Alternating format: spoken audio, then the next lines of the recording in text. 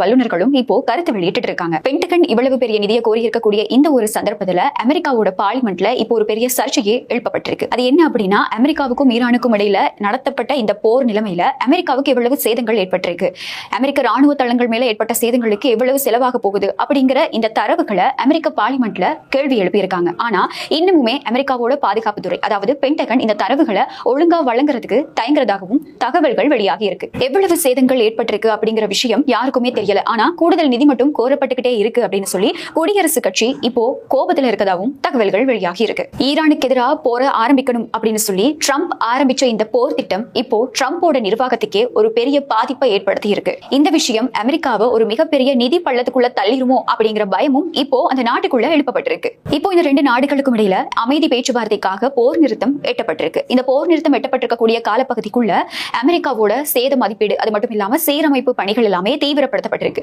ஒரு பக்கம் சீரமைப்பு பணிகள் தீவிரப்படுத்தப்பட்டு இருந்தாலும் அமெரிக்காவோட இந்த பொருளாதார பிரச்சனை அப்படிங்கிறது மறுபடியும் இந்த நாட்டை ஒரு பெரிய பள்ளத்துக்குள்ள தள்ளுமோ அப்படிங்கிற அச்சத்தை ஏற்படுத்தி இருக்கு. இந்த பொருளாதார சுமை அப்படிங்கிறது அமெரிக்காவை நிலைக்குலைய வைக்குமா அப்படிங்கிற ஒரு பெரிய கேள்வி இப்போ எழுப்பப்பட்டிருக்கு. இப்படியான செய்திகள் எல்லாமே ஒரு பக்கம் வெளியாகிட்டு இருக்கக்கூடிய சந்தர்ப்பத்துல அமெரிக்கா முன்வச்ச நிபந்தனைகள்ல எதையெல்லாம் ஏற்றுக்கொள்ள முடியாது அப்படிங்கிற செய்தியை வழங்குறதுக்காக ஈரானோட வெளியுறவு அமைச்சர் அப்பாஸ் அராக்சி பாகிஸ்தானுக்கு போயிருக்கதா தகவல்கள் வெளியாகி இருக்கு. அதாவது இந்த போரை நிறுத்துறதுக்காக அமெரிக்கா முன்வச்ச கோரிக்கைகள்ல ஈரான் எந்த நிபந்தனைகளை ஏற்றுக்கொள்ளாது அப்படிங்கிற செய்தியை பாகிஸ்தான் மூலமா அமெரிக்காவுக்கு வழங்குறதுதான் இதோட நோக்கம் அப்படின்னு சொல்லப்படுது. இப்படி மறுக்கப்பட்ட நிபந்தனைகள்ல ஹார்மூஸ் நீரிணை, அது மட்டும் இல்லாம அணுசக்தி விவகாரங்கள் தொடர்பான கோரிக்கைகளும் உள்ளடங்கப்படுறதாகவும் தகவல்கள் வெளியாகி இருக்கு. போரை நிறுத்துறதுக்காக அமெரிக்கா மூலமா முன்வைக்கப்பட்ட நிபந்தனைகளை ஈரான் திட்டவட்டமா மறுத்திருக்கு.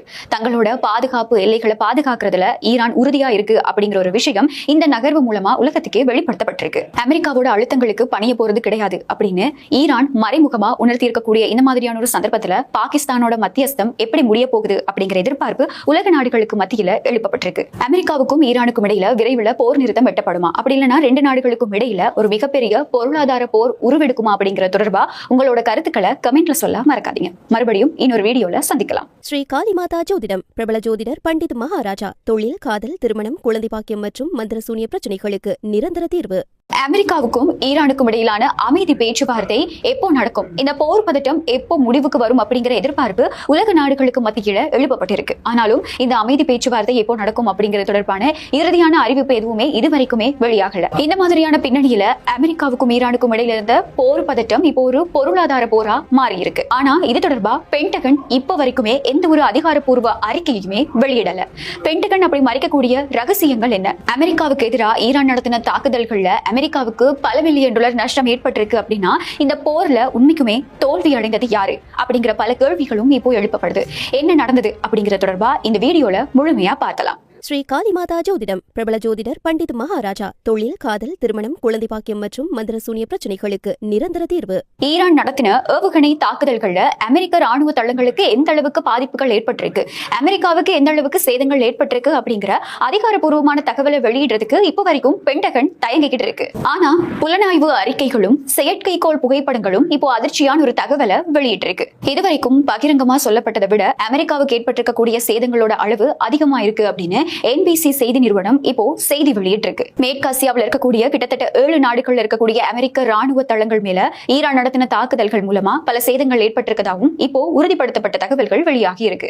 கடந்த பிப்ரவரி மாதம் 28ஆம் தேதி ஈரானுக்கு எதிராக அமெரிக்காவும் இஸ்ரேலும் சேர்ந்து கூட்டு தாக்குதல்களை ஆரம்பிச்சிருந்தது. இதுக்கப்புறமா ஈரானும் பதிலுக்கு அவங்களுடைய பதிலடி தாக்குதல்களை தீவிரப்படுத்தி இருந்தாங்க.